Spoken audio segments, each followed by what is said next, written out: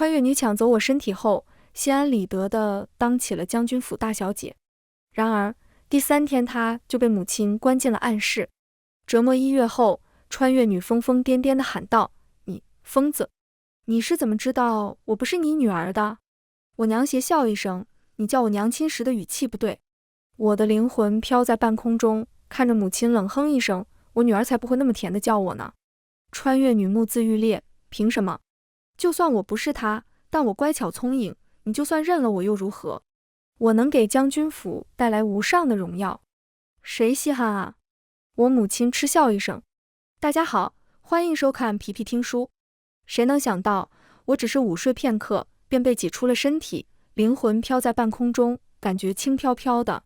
而我的身体此时坐到了铜镜前，手捧着脸道：“这具新身体我很喜欢。”我拼命地去挤身体里的陌生灵魂，却发现我连自己的身体都碰不到。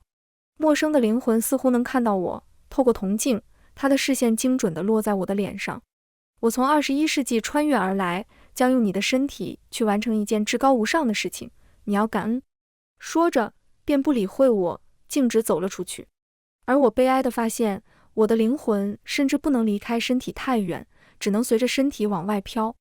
屋外的婢女恭敬地行礼：“小姐，茶歇已备好。”穿越女突然用我的身体伸出手来，扶起婢女：“你叫桃符对吧？不用向我行礼，我们是平等的。”婢女一愣，连忙跪了下去：“奴婢不敢。”穿越女轻笑：“真是压迫人的旧社会，罢了，还有时间，我会改变这一切的。”我被牵扯着去了院外，穿越女低声对我说道：“瞧瞧你这大小姐的做派，不过是投了个好胎，还真使唤起人来了。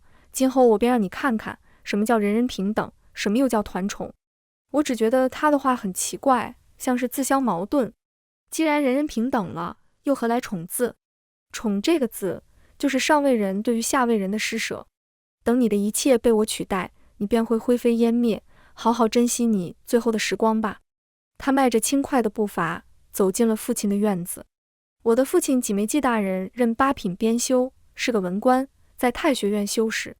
此时父亲正坐在树下弹琴，一曲结束，穿越女竟鼓起掌来。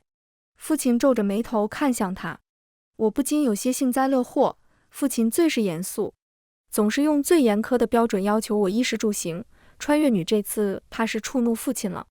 谁知父亲还未说话，穿越女又捏着嗓子甜甜道：“父亲的琴声恍若幽涧潺湲，松涛阵阵，女儿真是沉醉其中。”父亲皱着的眉头松懈下来：“你啊，真是贫嘴，怎么不去找你母亲，倒是来找我来了？”穿越女轻轻扯着父亲的袖子道：“女儿是爹爹带大的，自然与爹爹更加亲近。”父亲嘴角扬起愉悦的笑：“这才是我的好女儿。你母亲在边关多年，怕是早就忘了京城还有一个你，如此不贤德之妇，青儿你莫学。”穿越女乖巧点头，父亲说的是。两人很是父子女笑了一番，我心里酸酸涩涩的，很不舒服。穿越女真是一个有人格魅力的人，她不过在府中闲逛了一圈，借住在我家的叔伯姑姑堂兄堂弟便都很喜欢她了，这是我求了多年都没能求到的喜爱。心情低落之下，我的灵魂甚至都暗淡了起来。就这么浑浑噩噩过了几天，将军府正门大开，鞭炮声庆祝声响彻几个街区。一匹高大的骏马上翻身下来一个女子，正是我的母亲。她的身后跟着几位穿着盔甲的男将女将，众星捧月地包围着她。可无论是男将还是女将，皆比不上她的风采。母亲的脸上带着爽朗的笑，她的浓眉压得很低，故而即使唇角带着笑，也是威风凛凛。她的五官很好看，皮肤却黝黑粗粝。她太高了，身长近8尺，却敏捷的几步跨进了大门。穿越女用如沐的眼神看着她，我的心疼的厉害，又一个亲人要被她抢走了吗？娘亲，穿越女道。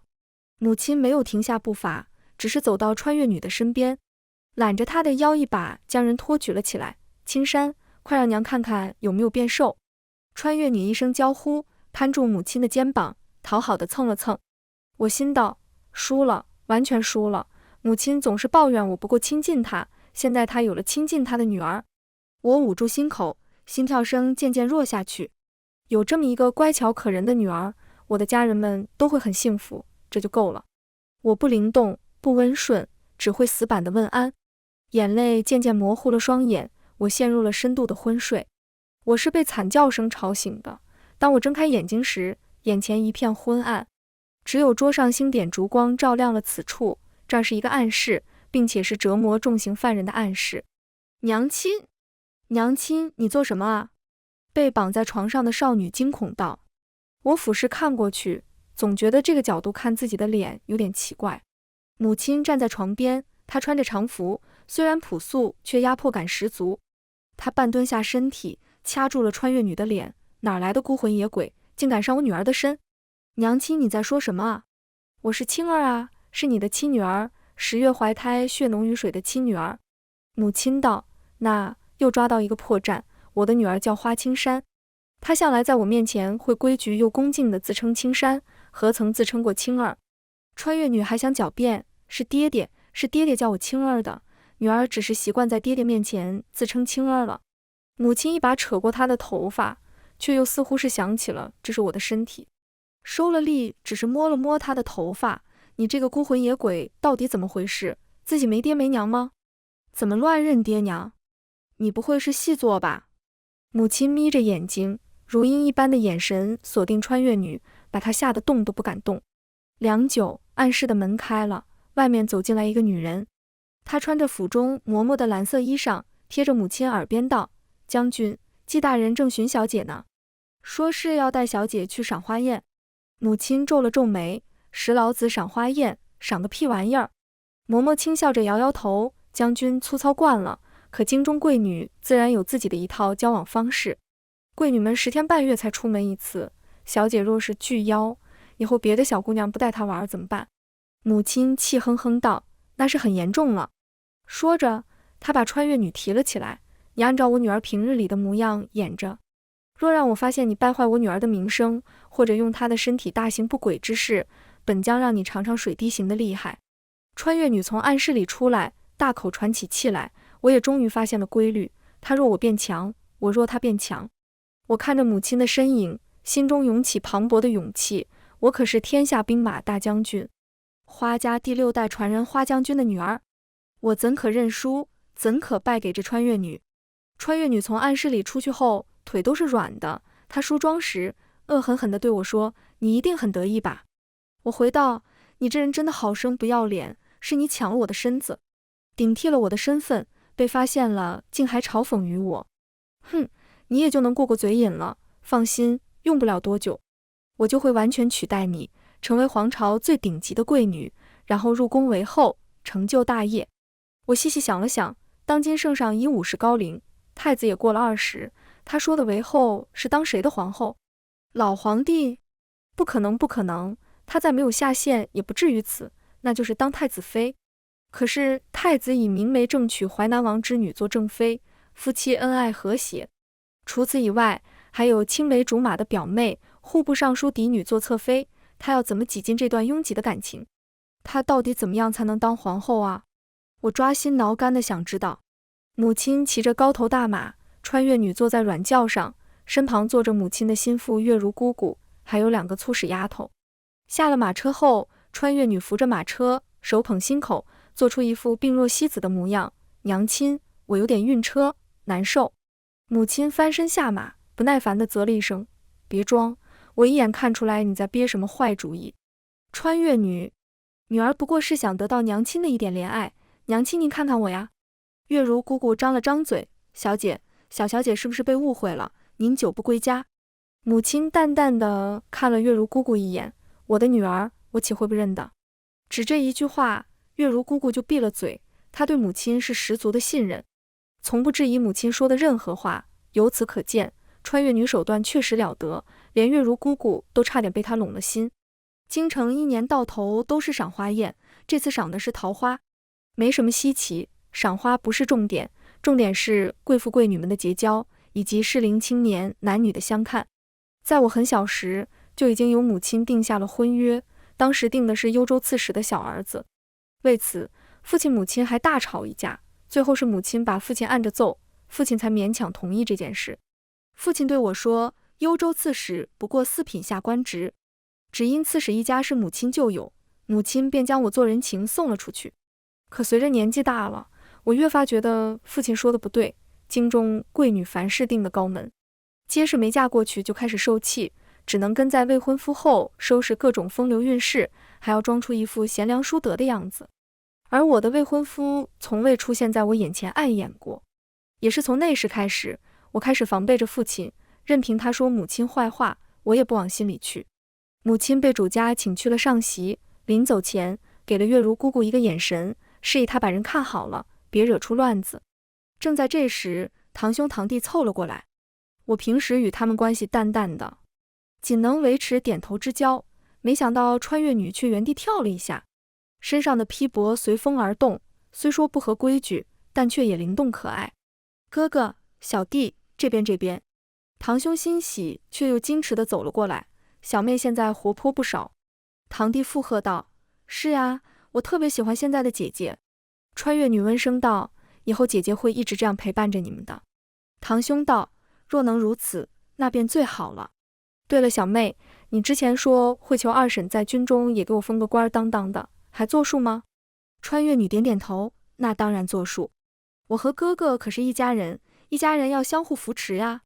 姐姐真好，那求姐姐把我也送进灵峰书院吧。将来我与哥哥一文一武，定让姐姐成为京城里最让人羡慕的贵女。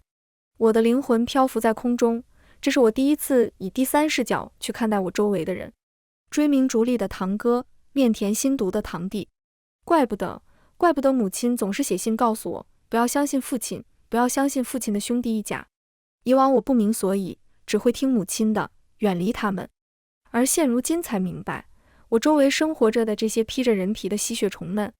穿越女被哄得眉开眼笑，我再也忍不住了，凝聚了一股力气骂道，什么相互扶持，不是你们一群人扒在母亲身上吸血吗？平日里说着什么男子汉大丈夫，花着母亲的俸禄，却瞧不起我母亲，倒是好意思用我母亲的人情。我骂完后，只觉得浑身力气都要被抽干了。然而我的怒斥，我的愤怒，也像灵魂一样轻飘飘的，就要消散在空气里。穿越女嘴角上扬，黑猫白猫，能抓得到老鼠的就是好猫。无人看见的角落，她抬头看我，世人可不管你是怎么爬上高位的，他们只知道要听命于高位上的人。一个窃取别人身体的小偷，现在要带着另外2个小偷去窃取别人的成果，世间公正何在？真理何在？众人寒暄过后，纷纷入座。宴会开始前，宫里也来了人。一声嘹亮的太子殿下驾到后，一位身穿紫色长服的华贵男子大步走了进来。他看着约莫20岁，发色如墨，面白如玉，并不是十分俊俏，却气度非凡。在座之人纷纷起身行礼。太子朗声大笑道，免礼各位，本宫突然到访，希望没耽误各位雅兴。穿越女的视线粘在太子身上了，而就当我认为他对太子一见钟情时，他突然扯起嘴角轻笑，眼里没有丝毫心动，反而是像见到了对手一样的磅礴野心。太子入座后，先是与母亲打起了招呼。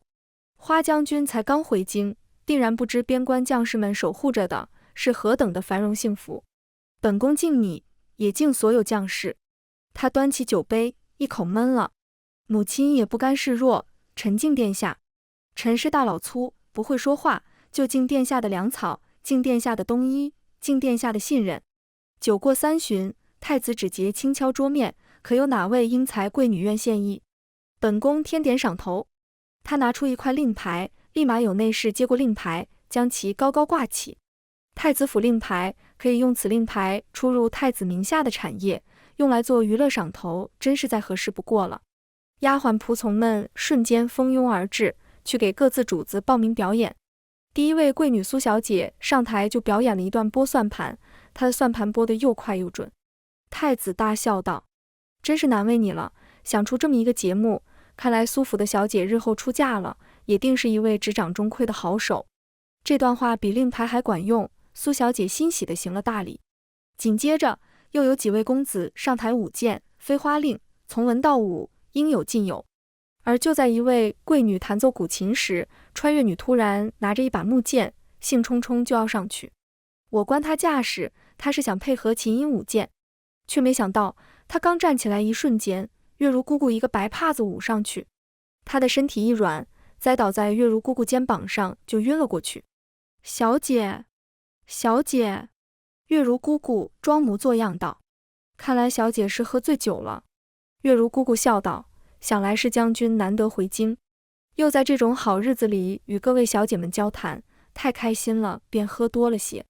与我交好的几个贵女笑道，青山平日最为端庄，没想到也有这样孩子气的一面，还劳烦姑姑好好照顾青山。月如姑姑道，多谢几位小姐关心，我家小姐平时没什么玩伴，每次见到各位都要高兴很久。几位小姐若是得空，还请一定要来将军府做客。月如姑姑半抱半扶着穿越女退场，上席的太子问道，花将军，花小姐好像退场了，这馋猴子肯定是贪杯喝醉了。没想到花将军千杯不醉，女儿却哈哈，殿下取笑沉了。花将军指的这一女肯定是当眼珠子似的疼爱着，不如本宫奏请父皇给花小姐赐婚。本宫有一表弟，年16，年轻有为。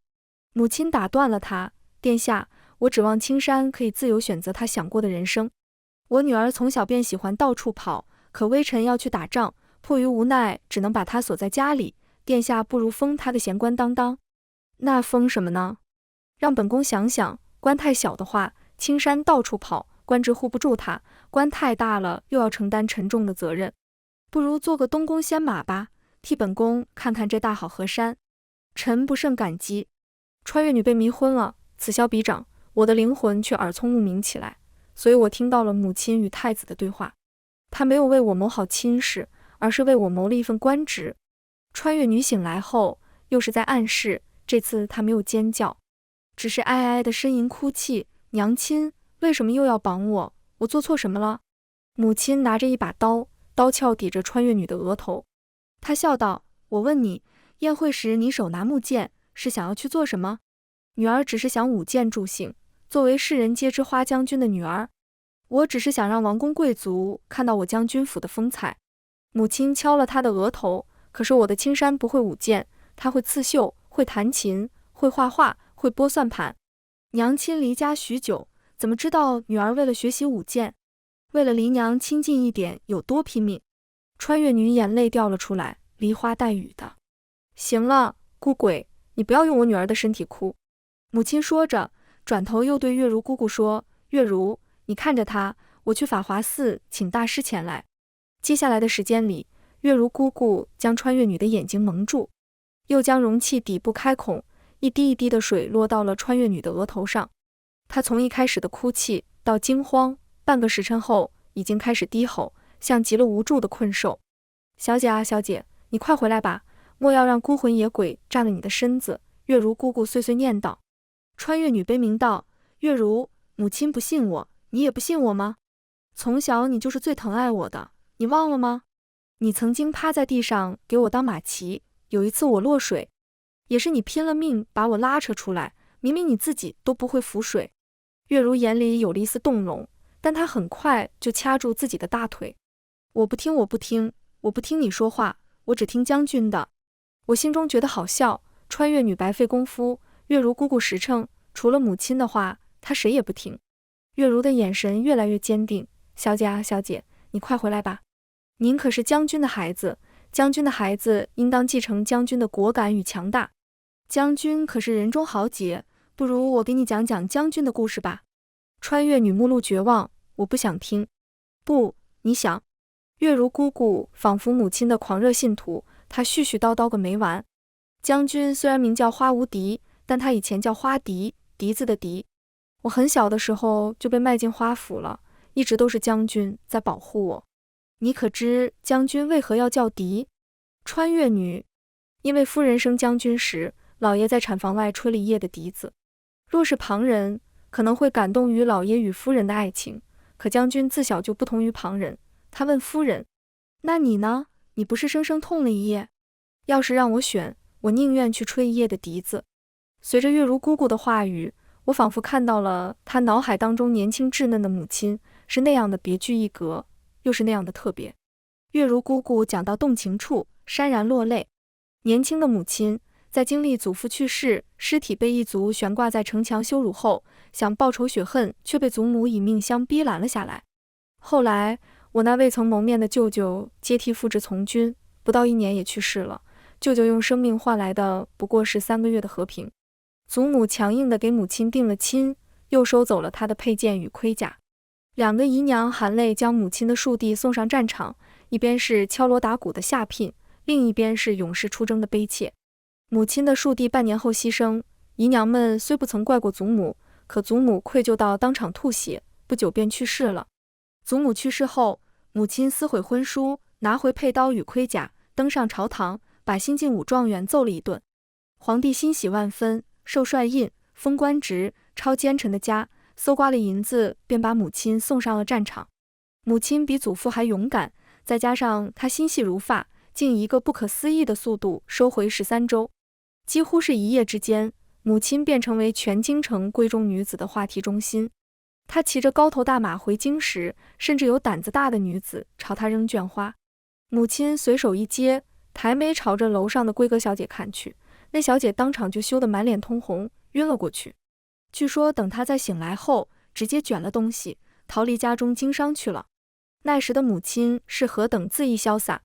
可惜月如姑姑的话只是让我心潮澎湃，穿越女的情绪没有任何波动。可很快我就知道了，她的情绪淡然，但她会装。突然穿越女身体一抖，她冷静了下来，声音几乎变了一个人：是谁绑了我？快放开我，我可是花将军之女。月如姑姑连忙停止刑罚，她扯开穿越女脸上的布：小姐，小姐，是你回来了吗？我的灵魂明明飘在空中。穿越女眼神迷蒙：你是我母亲身边的月如姑姑，为何要绑住我？你背叛我母亲了吗？月如姑姑惊喜道：这次是真的，小姐终于叫将军母亲了，不是娘亲，不是娘亲，肯定是真小姐。我大喊：她是假的，她骗你的。可惜月如姑姑听不到，她手忙脚乱地解开穿越女的手铐。月如姑姑，我饿了，我想吃东西，可以把脚铐也解开吗？月如姑姑摇摇头：小姐您先休息，等将军回来确认了，自然会替您解开，到时候老奴跪上1天1夜给您赔罪。穿越女眸色一暗，她趁着月如姑姑转身去准备饭食时，拿起沉重的手铐，狰狞的一砸。月如姑姑应声倒下，我扑了过去，这一刻我甚至想与她同归于尽。这个疯子，他抢走了我的身体，还用我的身体去伤害我重要的人。可我狼狈地穿过他的身体，毫无办法地摔倒在地。穿越女甩着脚镣，她咒骂着，低吼着：系统，出来，帮我解开这个脚镣。不知道系统说了什么，他又道：我同意，我借，我用我的命来换。我曾胜男定要这对母女魂飞魄散。原来他叫曾胜男。随着他的话音落下，脚镣断裂，落在地上发出响声。曾胜男笑得阴狠，他抄起桌上的刀，对准了月如姑姑。就在这时，我笑出了声。曾胜男的动作顿了下来：你笑什么？我说：我开心，你杀了月如姑姑，就相当于与我母亲宣战。你母亲不信我，我宣战又如何？哦，我说道：那你试试吧，月如姑姑陪伴母亲的时间比我还久，我倒要看看母亲会不会把你挫骨扬灰，哪怕你用的是我的身体。你快杀了月如姑姑吧，我愿意同你一起死，也好过你用我的身体伤害我的母亲。曾胜男眼神一暗，他并未搭理我，却放下了刀，看着昏迷的月如姑姑，他冷笑一声，转头离开。曾胜男去了父亲的院子，他哭得好不可怜，控诉着对母亲的恨意。父亲轻拍着他的肩膀，脸上却露出愉悦的神情。我很欣慰，我教导出来的女儿没有随了他母亲霸道自私。曾胜男抬头道，眼神疯狂：爹，不如我们一不做二不休。我是他的女儿，我理所当然继承他的一切，他的军队，他的官职，到时候我与爹才能过上好日子。父亲审视着他，像是突然不认识自己女儿一样，良久，他叹气道：青儿，为父答应你，因为你是为父唯一的孩子了。他继续道：你母亲强势又不近人情，当年我家中落难，她仗着救了我家，逼我入赘。为了我季家老小，我不得不委曲求全，进了将军府。谁知这女人根本不甘心享受将军府余荫，非要上战场，还要把我也带着。我在漫天黄沙里陪了她3年，每天吃不饱穿不暖。3年后，她暂时击退了一族，同年也怀了孕，生下了你。可你出生后，她竟连抱都没抱一下，就出了营帐，也不知做什么去了。再后来，她让我带你回京城，谁知在路上，我被土匪袭击，伤了身体，从此再不能生育。后来她回京后还假惺惺地安慰我，说只要我把你好好养大了，不比儿子差，她不会嫌弃我的。父亲的声音都变得咬牙切齿起来。可我前不久才发现，当年那波土匪居然早就被招安了，如今就在京郊巡防营里。那个巡防营的营长是你娘的老部下，这个贱人就是他害得我，竟然骗了我那么多年。青儿，你是为父唯一的孩子，但是你母亲还年轻，她还能再生，若是日后她无美苟合，诞下儿子，你的地位便岌岌可危。两人相互看着彼此，眼里都是对同一个女人的恨，而我却突然放松了下来。不，我不仅是放松，我是太快活了。我的母亲身量高挑，力大无穷，且拥有绝佳才智。16年前就能针对父亲布下困他半生的牢笼，又能一眼看出穿越女真身，如今这两人又怎么可能是我母亲的对手？两个蠢货聚在一起，难道就能变聪明？我心情极其愉悦，连魂体都凝实了不少。这两个蠢货虽然不怎么聪明，但是想出来的办法非常恶心人。曾盛南要进宫，他要做老皇帝的妃子。老皇帝那么老，他居然能下得去嘴。也对，他用的又不是自己的嘴，是我的嘴。母亲从法门寺回来后扑了个空，曾盛南已经把自己送宫里去了。我的魂魄凝实不少后，身体的活动范围和感知能力也强了不少，所以纵然我现在身处宫中，却能大概感受到牵挂我的母亲的心情。她没有丝毫不悦，甚至觉得事情有趣了起来。老皇帝对着曾盛南笑得满脸褶子，青山啊，你要入宫是花将军的意思吗？回陛下，是臣女仰慕陛下，才求了家人入宫的。他故意说的家人，妄图混淆。那你便安心住下来吧。老皇帝说着，赐了淑敏殿。淑敏殿是去世的长公主的住所。曾盛南恭顺道：妾身遵旨。他的自称很自然地从臣女变成妾身，吓得老皇帝的胡子抖3抖。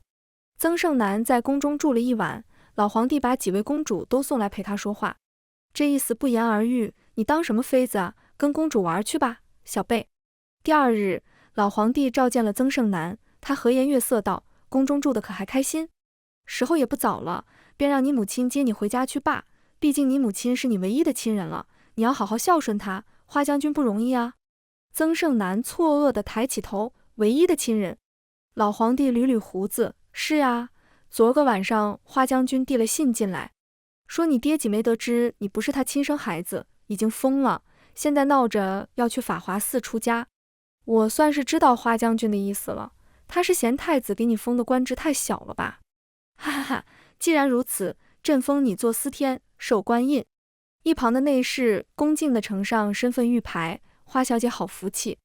上一任司天可是恭郡王殿下，自恭郡王薨逝，此官职已空了5年之久。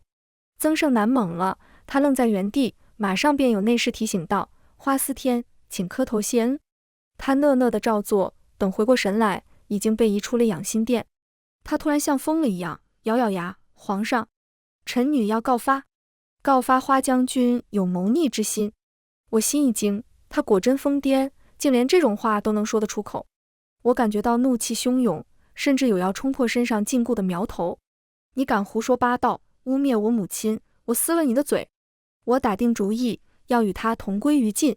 我的眼前出现一阵白光，紧接着我的右胳膊有了知觉。拼尽全力燃烧生命的后果就是我掌控了我的右手。我费力地抬起手，拔下簪子，朝着喉咙扎去。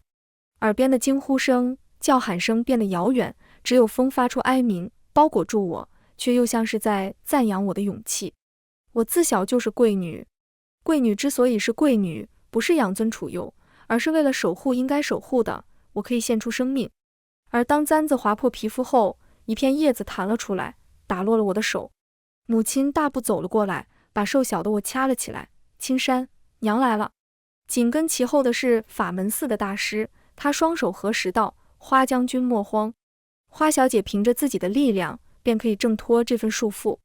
她慈悲地看着我，而母亲看我的眼神也从一开始的心疼转化为了信任。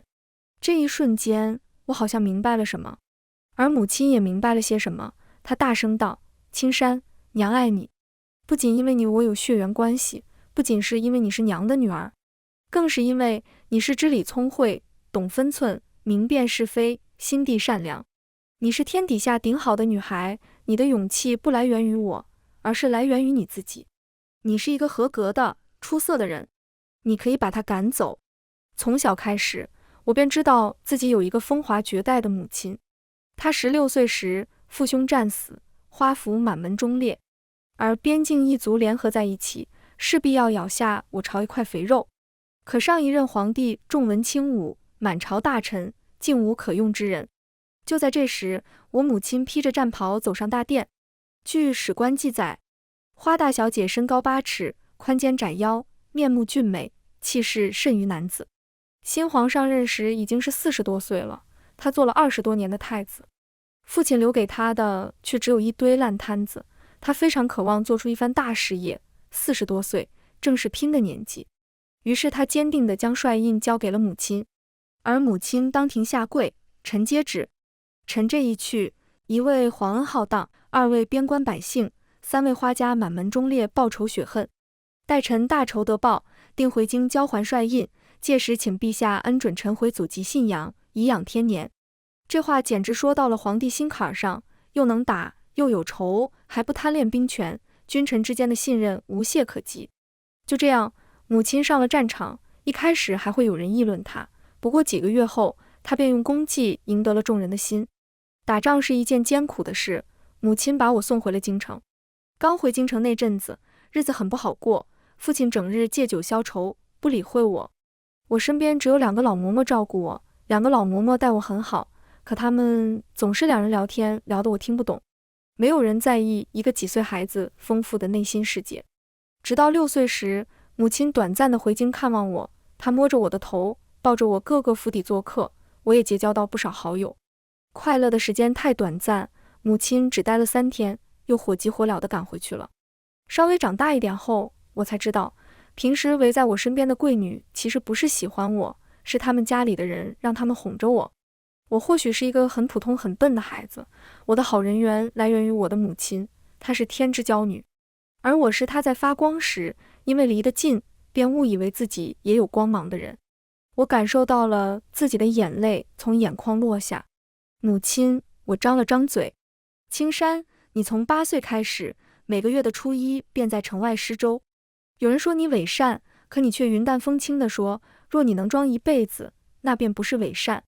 青山，你9岁的时候，好友李家姑娘落难，李家被流放，李姑娘求你用免死金牌救她，你没有帮她，因为李家巨贪，搜刮民脂民膏，不知道有多少人因为李家而家破人亡。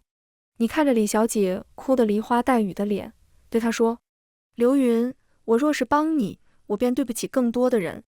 好友们说你不近人情，可我却知道你清醒，坚守自我。你父亲总是明里暗里说我的坏话，可你从不轻信，会有理有据地反驳他，碍于孝道，却也点到为止。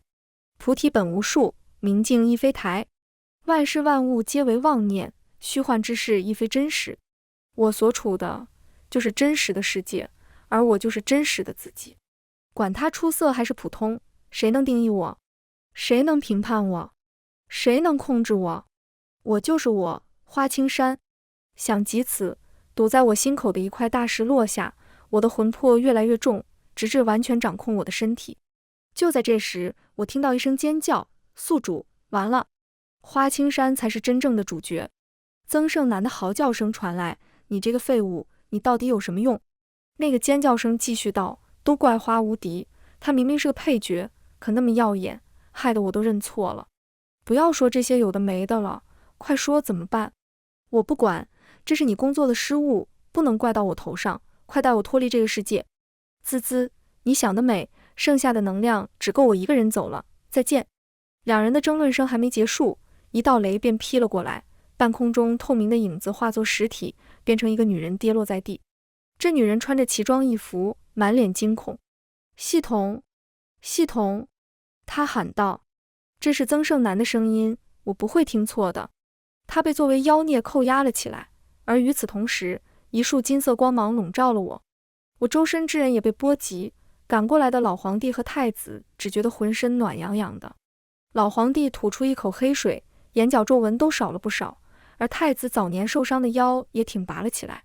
母亲身上的陈年旧疾也好得七七八八，而我的变化是最明显的。刚刚还头痛欲裂的我，现在精神抖擞。侍卫、太监们也有所收获。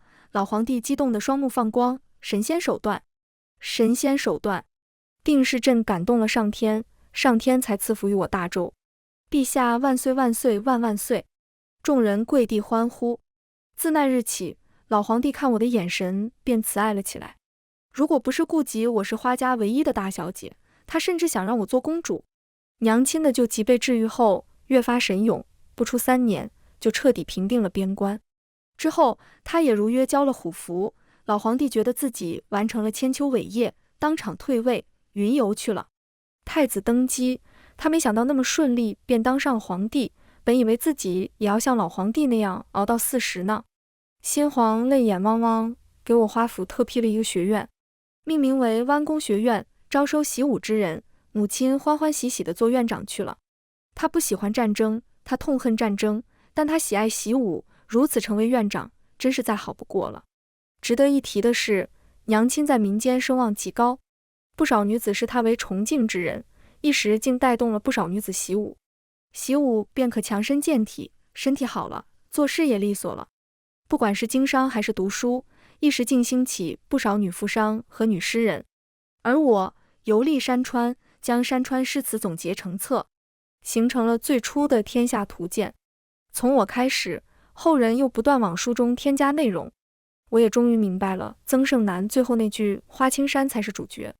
原来我真的是主角，只不过主角是我，作者也是我，而除我以外，天下所有人都能如此，不管男女，不分老幼，无关贵贱。番外花将军则夫往事。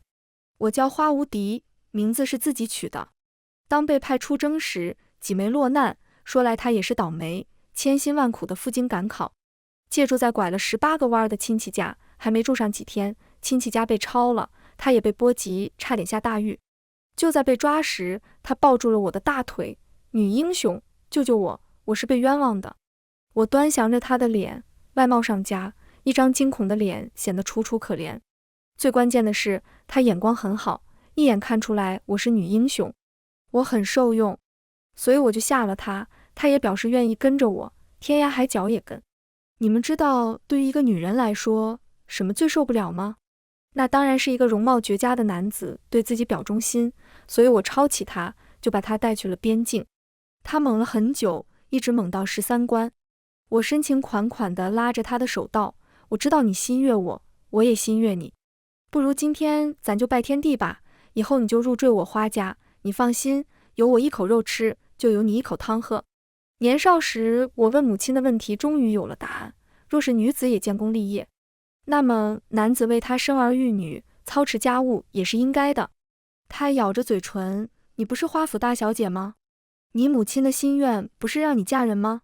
我捏了捏她的脸，嘘，宝贝，我更喜欢你叫我花大将军或者女英雄，这样会让我更兴奋。几枚的脸都害羞的白了。我大概是有点打仗天赋的，既能指挥作战，也能上马血拼。丢失的13关在3年之内便被全数收回，而我也是在这时发现自己怀了身孕。军医检查过说，小少爷真懂事贴心，将军怀着他都没什么太大的反应。我哈哈大笑，没准是小姐。与一个小东西血脉相连的感觉令人感到无比新奇。或许我这辈子为数不多的一点温柔都给了这个小家伙。生产时也很顺利，我体格子大，小家伙又小，没费什么力就把他生了出来，瘦瘦小小一个。生他前，我跟将士们说，你们不要偷懒，我生完就回，看看谁晨练不认真，老子揍谁。生他后，我任由我的小手指被小家伙攥在手里，就这么傻愣愣地看了他一整个白日。营帐外的将士们叫苦连天，将军怎么还不出来啊？我真练不动了。嘘，闭嘴笨蛋，将军是女人，现在是将军很脆弱的时候，你不要惊扰了将军。哇，你好可怕，你怎么敢说将军是女人？我当女人还差不多。闭嘴吧你，你这辈子也就是被女人压制的死死的，小时候被你老娘揍，长大了被将军揍，等你成婚了被你媳妇揍，还敢调侃起女人了。我听着外面的声音越来越遥远，抱着我的女儿美美的睡了一觉。在孩子出生前，我便给她取了个名字，叫青山。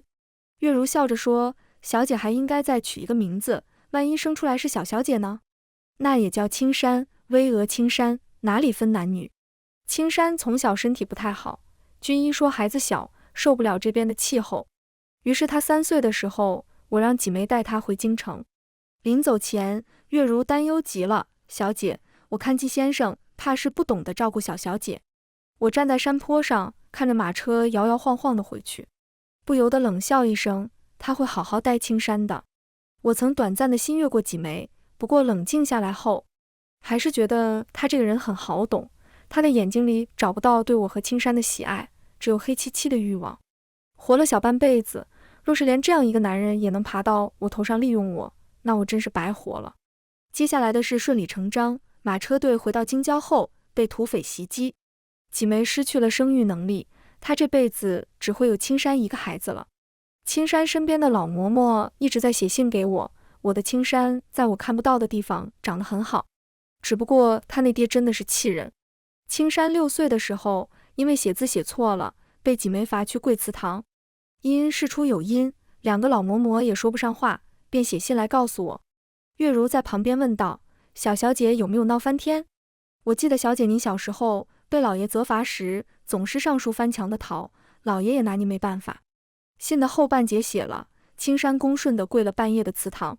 不过他在膝盖上绑了厚厚的棉垫子，又找木匠做了一个可以藏在裙摆里的小凳子，倒是也没受苦。月如担忧道，小小姐没有继承到您的英勇无畏。我摸了摸月如的头，不是这样的，每个人的性格都和他的成长环境有关。我洒脱霸道，那是因为父母纵容着我。而青山，他娘亲不在身边，父亲又不喜爱他，这孩子说我对不住他，况且孝道大于天。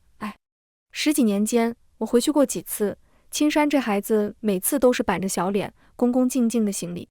就在我自责对他的关爱太少，他不喜爱我时，我看到了在阳光下，他小小的影子跟在我的身旁。那黑乎乎的影子伸出小手，勾了勾我的影子的大手，又翘起食指，假装摸了摸我的盔甲。我这女儿面上一本正经，原来千言万语都藏在心里。我抓住她的小手，俯身道，小青山，想不想娘啊？举高高喽！母亲，这不合规矩。小青山的脸上透着红晕，嘴上却还是一口一个规矩，太可爱了。所以青山16岁这年，我军大捷，我回京受封赏，到将军府时，我一眼就看出来这不是青山，什么妖魔鬼怪也敢占据我青山的身体。我一边附和着，一边转眼就把酷刑用在孤魂野鬼的精神上。什么东西？真当老娘是傻子？哪有当娘的认不出女儿的？什么？青山他爹就没分辨得出来？那他就不配当爹。我掐住他脖子，把人举着按在墙上，你好日子过够了。他目眦欲裂，我又道，青山又不是你亲生的，你着急把他送宫里去做什么？他气疯了，大喊大叫，状若癫狂，直呼要出家去。出呗，谁还能拦得住他？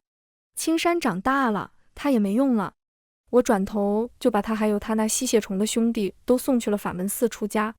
人家法门寺也是看资质的好不好，隔天就把这几人赶了出来。青山回到身体后，他拥抱住我，闷闷的不敢抬头道，娘亲。受了伤的月如一瘸一拐，又大惊失色，怎么还叫娘亲？不会是还没走吧？我却笑着把青山抱了起来，小青山，想不想娘啊？举高高喽！